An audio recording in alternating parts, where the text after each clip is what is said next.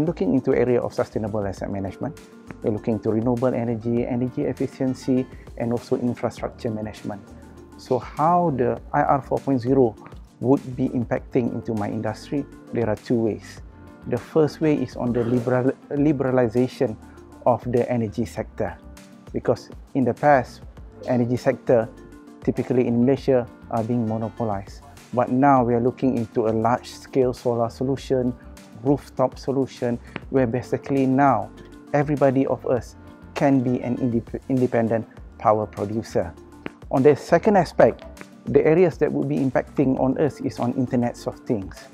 By the rising numbers of sensors, basically we have more data analytics.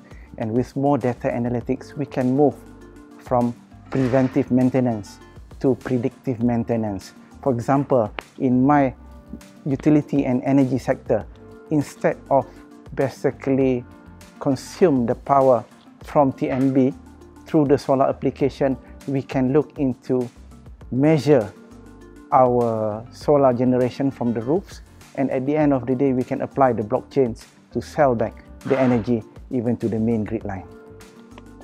So what companies should be doing is basically to look back into your own strengths, weaknesses, opportunity and threats.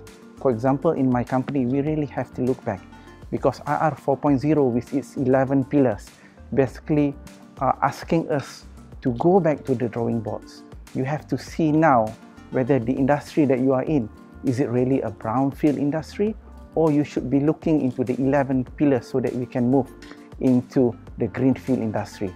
The greenfield industry such as IoT, you have artificial intelligence, these are the areas that basically are providing us into a big market share. There is a big growth over there. Yeah? It is a double-edged knife. In one aspect, it's true, robotics and automation basically would displace jobs. But on the other hand, it would create more jobs into the new area or into the new future. For example, instead of basically doing a redundant job, the operators, for example, can be trained or upskill or reskill to be robotic operators. And these are the areas that you can be looking to. Yeah? In a big point of view, you have to relook into the cost-benefit analysis. In the past, you can see that basically the technology was very expensive. If I were to quote you an example, for example, solar. Solar price over the years now, it has dropped 70%. IoT sensors price has dropped about 60%.